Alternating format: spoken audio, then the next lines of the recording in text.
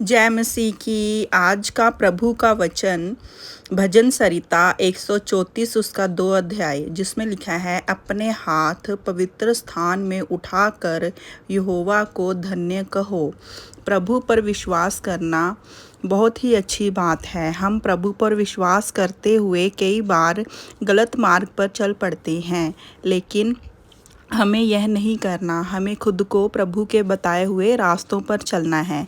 प्रियो, जब हम प्रभु की आराधना करते हैं तो लिखा है कि कैसे हम शारीरिक अभिव्यक्तियों से प्रेयर कर सकते हैं, जिसमें कि मैंने आपको अपनी पिछली वीडियो में बताया था कि सबसे पहले हम अपने हाथ उठाकर आराधना करते हैं। तो इसमें नंबर 2 क्या है? पहली वीडियो में हमने बताया था कि हम अपने पैरों पे खड़े होकर आराधना करते हैं, प्रभु यीशु मसीह की आराधना करते हैं, प्रभु यीशु मसीह की प्रेयर करते हैं। और इसमें दूसरा है, जैसे कि वचन में लिखा है कि हम हाथ पवित्र स्थान में उठाकर यहोवा को धन्य कहते हैं। तो अब दूसरा नंबर है कि हम अपने हाथ उठाकर प्रभु यीशु मसीह की आराधना कर सकते हैं। हाथों को ऊपर उठा के प्रभु की प्रशंसा और आराधना कर सकते हैं। हाथों को ऊपर उठाना स्मरण को रिप्रेजेंट करता है, मतलब दर्शाता है। समर्पण को हम जैसे समर्पित करते हैं अपने आप को। हाथों को ऊपर उठाकर हम अपने आप को प्रभु के लिए समर्पण करते हैं। हम प्रभु को बताते हैं कि हम उनके अलावा कुछ नहीं हैं, हम प्रभु के बिना कुछ नहीं कर सकते। जो लोग पूरी तरह समर्पित नहीं, ऐसे करने में काफ़ी कठिनाइयों का सामना करना पड़ सकता है। वह ऐसी आराधना से दूर रहते हैं, लेकिन जब वह ऐसी आराधना करते हैं तो उनके अंदर मुक्ति का बोध होता है। तो जैसे हमने भजन सरिता 134 के 2 अध्याय में लिखा है, पढ़ा है कि अपने हाथ उठाकर हमें प्रभु का धन्यवाद करना चाहिए, प्रभु की आराधना करनी चाहिए। जो पवित्र स्थान यानी चर्च, जिससे जैसे हमारा आराधनालय होता है, चर्च में स्तुति करते हैं हम प्रभु की। यहाँ हम अपने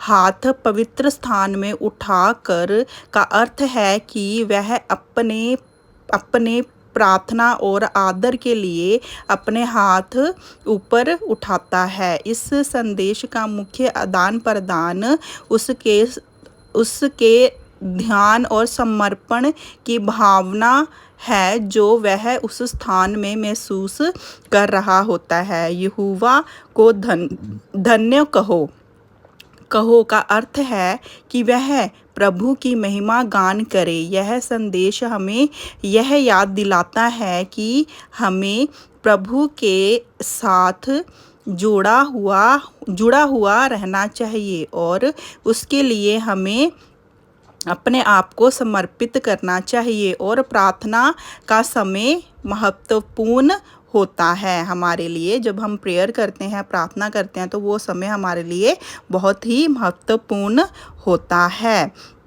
हमें ध्यान में रखना चाहिए कि हमें अपनी आध्यात्मिक साधना में समर्पित रहना चाहिए और प्रभु की प्रार्थना में समय बिताना चाहिए। यह भी हमें सिखाया जाता है प्रभु के वचन के द्वारा कि हमें प्रभु के समान और उसकी महिमा को मानने के लिए अपनी शक्तियों का उपयोग करना चाहिए। मतलब जितना हम अपनी अंदर से, अंतरात्मा से प्रभु का वचन और उसकी महिमा कर सकते हैं, उतनी ज़्यादा ही हमें करनी चाहिए। इस वाक्य में दिया गया संदेश सरल शब्दों में भी बखूबी समझा जा सकता है।